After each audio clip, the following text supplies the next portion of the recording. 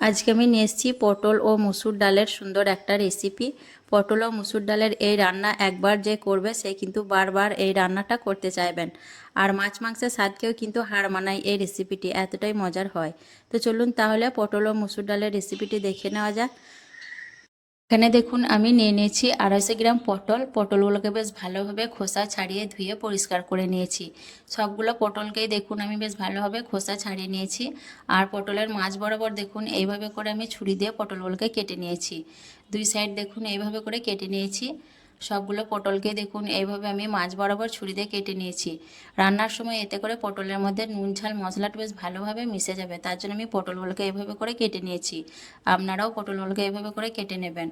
আর এখানে আমি নিয়েছি দেখুন পরিমাণ মতো মুসুর ডাল। আপনারা কিন্তু আপনাদের প্রয়োজন মতো নিয়ে নেবেন, আমি আমার মতো নিয়েছি। তারপর আমি গ্যাস অন করে কড়াইয়ে দিয়ে দিলাম 3 টেবিল চামচ সর্ষের তেল। আমি সর্ষের তেলে রান্নাটা করছি, আপনারা যে কোনো তেলে করতে পারেন। তারপর তেলের মধ্যে দিয়ে দিলাম খুব অল্প পরিমাণ হলুদের গুঁড়ো, দিয়ে একটু নাড়াচাড়া করে মিশিয়ে নিচ্ছি। তারপর তেলটাকে ভালো করে গরম করে আমি এর মধ্যে দিয়ে দেবো পটলগুলোকে। হলুদটা দিলে পটলগুলো দেওয়ার সময় তেলটা ছিটে আসবে না, তার জন্য দিয়ে দিলাম। আর দিয়ে দিলাম খুব অল্প পরিমাণ নুন।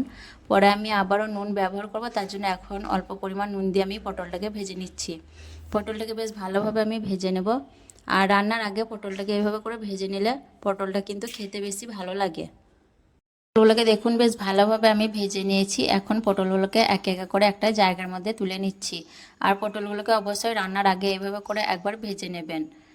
পটলগুলো তুলে নেওয়ার পর আবারও 2 টেবিল চামচের মতো সর্ষের তেল আমি দিয়ে দিলাম কড়াইয়ের মধ্যে।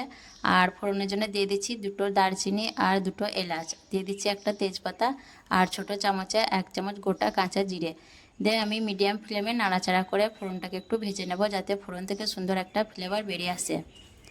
ফোড়নের মধ্যে সুন্দর ফ্লেভার বেরিয়ে আসার পর দিয়ে দিলাম একটা মিডিয়াম সাইজের পেঁয়াজ কুচি। মিডিয়াম ফ্লেমে আমি পেঁয়াজটাকে নাড়াচাড়া করে বেশ ভালোভাবে ভেজে নেব। পেঁয়াজটাকে দেখুন বেশ ভালোভাবে আমি ভেজে নিয়েছি। এখন এর মধ্যে দিয়ে দিচ্ছি 1 চা চামচ আদা রসুন বাটা। দিয়ে আবারও বেশ ভালোভাবে পেঁয়াজের সঙ্গে আদা রসুনটাকে আমি ভেজে নেব, যাতে আদা রসুনের কাঁচা গন্ধটা চলে যায়।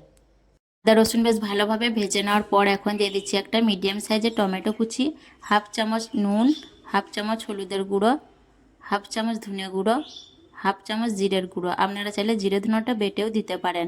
আর দিয়ে দিচ্ছি 1/2 চামচ লঙ্কার গুঁড়ো ঝালের জন্য। পরে আমি কাঁচা লঙ্কা ব্যবহার করব, তার জন্য লঙ্কা গুঁড়োটা অল্প দিয়ে দিলাম। দিয়ে দিলাম খুব অল্প পরিমাণ পানি, যাতে শুকনো মশলাগুলো নিচের থেকে লেগে না যায়। তো বেশ ভালোভাবে মিডিয়াম ফ্লেমে মশলাটাকে কষিয়ে নিতে হবে। আমি কিন্তু একটু সময় নিয়ে মশলাটাকে বেশ ভালোভাবে কষিয়ে নেব। মশলাটা যত ভালোভাবে কষাবেন টেস্টটা কিন্তু ততই ভালো হবে। মশলাটা দেখুন আমি বেশ ভালোভাবে কষিয়ে নিয়েছি। মশলা থেকে তেলটাও কিন্তু দেখুন বেশ ভালোভাবে ছেড়ে দিয়েছে। এভাবে করে মশলাটাকে খুব ভালো করে কষিয়ে নিতে হবে। মশলা ভালোভাবে কষিয়ে নেওয়ার পর এখন দিয়ে দিচ্ছি আমি মুসুর ডালগুলো। মুসুর ডালগুলোকে বেশ ভালোভাবে আমি 3-4 বার পানি পাল্টে পাল্টে পরিষ্কার করে ধুয়ে নিয়েছি। দিয়ে মুসুর ডালগুলোকে আমি মশলার সঙ্গে বেশ ভালোভাবে একটু কষিয়ে নেব নাড়াচাড়া করে। আর মুসুর ডালগুলোকে অবশ্যই একবার মশলার সঙ্গে মিনিটখানেক কষিয়ে নিতে হবে এইভাবে করে। আর আজকের রেসিপি যদি পছন্দ হয়ে থাকে, যারা নতুন বন্ধু আমার ভিডিওটি দেখছেন, ভালো লেগে থাকলে অবশ্যই আমার চ্যানেলটিকে সাবস্ক্রাইব করে আমার পাশে থাকবেন।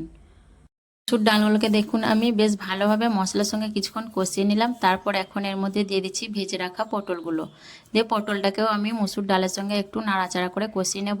ওই মিনিট খানেকের মতো আমি কষিয়ে নেব পটলগুলোকে ডালের সঙ্গে। খুব বেশি কষাতে হবে না, যেহেতু পটলগুলো ভাজা আছে আগে থেকে। 2 মিনিটের মতো মসুর ডালের সঙ্গে পটলটাকে নাড়াচাড়া করে মিশিয়ে নিলেই হয়ে যাবে। পটলগুলোকে মসুর ডালের সঙ্গে একটু কষিয়ে নেওয়ার পর এখন আমি এর মধ্যে দিয়ে দেবো পানি, যাতে ডাল পটল বেশ ভালোভাবে সেদ্ধ হয়ে যায়। তার জন্য আমি দেখুন একটা বড় বাটিতে 1 বাটি পানি দিয়ে দিচ্ছি, যেহেতু ডালটা সেদ্ধ হতে একটু পানি লাগবে। আর রান্নার শেষে কিন্তু ঝোলটাও ঠিকঠাক দাঁড়িয়ে যাবে, তার জন্য আমি বড় বাটিতে 1 বাটি পানি দিয়ে বেশ ভালোভাবে নাড়াচাড়া করে মিশিয়ে নিচ্ছি। ভালোভাবে নাড়াচাড়া করে মিশে নেওয়ার পর আমি এখন এর মধ্যে দিয়ে দিচ্ছি 4টে কাঁচা লঙ্কা চেরা। ঝালটা অবশ্যই নিজেদের পছন্দ মতো দিয়ে দেবেন। আমি একটু ঝাল ঝাল করবো, তার জন্য 4টে কাঁচা লঙ্কা চেরা দিয়ে দিলাম। দিয়ে আমি ঢাকনা দিয়ে 10 থেকে 12 মিনিটের মতো রান্না করে নেব। 10 থেকে 12 মিনিটের মতো রান্না করার পর আমি ফিরে এলাম, দিয়ে ঢাকনা খুলে নিলাম। আর এর মাঝে মধ্যে আমি নাড়াচাড়া করে নিয়েছি। মাঝে মধ্যে নাড়াচাড়া করে নিলে সব কিছুই বেশ সমানভাবে সেদ্ধ হবে। আর 10-12 মিনিট রান্না করার পর দেখুন খুব সুন্দরভাবে ডাল সেদ্ধ হয়ে গেছে, দেখেই বুঝতে পারছেন। ডাল পটল সব কিছুই দেখুন বেশ ভালোভাবে সেদ্ধ হয়ে গেছে। একটু তুলে আপনাদের দেখিয়ে দিলাম, সব কিছুই ভালো করে সেদ্ধ হয়ে গেছে। এখন একটু নাড়াচাড়া করে নিয়ে আমি এর মধ্যে দিয়ে দিচ্ছি 1/2 চামচ ভাজা জিরের গুঁড়ো, আর দিয়ে দিচ্ছি 1 চা চামচ গাওয়া ঘি। এতে করে বেশ সুন্দর একটা টেস্ট আসবে রেসিপিটার মধ্যে। 1 চামচ গাওয়া ঘিটা দিলে রান্নার শেষে দিয়ে বেশ ভালোভাবে নাড়াচাড়া করে আমি মিশিয়ে নেব ঘি আর ভাজা জিরের গুঁড়ো। এভাবে করে রান্নার শেষে একটু ঘি আর ভাজা জিরে দিলে খেতে বেশ ভালো লাগে রেসিপিটা। অবশ্যই একবার এইভাবে বানিয়ে দেখবেন পটল ও মুসুর ডাল দিয়ে। খেতে কিন্তু দারুণ হয়, মাছ মাংসের স্বাদকেও কিন্তু হার মানায় এই রেসিপিটা, এতটাই মজার হয়। তো ভালোভাবে মিশিয়ে নেওয়ার পর আমি গ্যাসের চুলাটাকে অফ করে দিলাম, দিয়ে ঢাকনা দিয়ে আমি 2 মিনিটের মতো স্ট্যান্ডিং টাইমে রেখে আপনাদের দেখিয়ে দিচ্ছি। স্ট্যান্ডিং টাইমে রাখার পর দেখুন কতটা লবণীয় হয়েছে দেখতে রেসিপিটা। অবশ্যই একবার বাড়িতে বানিয়ে দেখবেন, খেতে কিন্তু দারুণ লাগে। গরম ভাতের সাথে, রুটি পরোটার সাথেও কিন্তু খেতে পারবেন। তো কেমন লেগেছে আজকের এই পটল মুসুর ডালের রেসিপি অবশ্যই কমেন্টে জানাবেন। ভালো লাগলে লাইক করবেন, শেয়ার করবেন আর আমার চ্যানেলটিকে সাবস্ক্রাইব করে আমার পাশে থাকবেন। আসবো আবারও অন্য কোনো রেসিপি নিয়ে। আল্লাহ হাফেজ।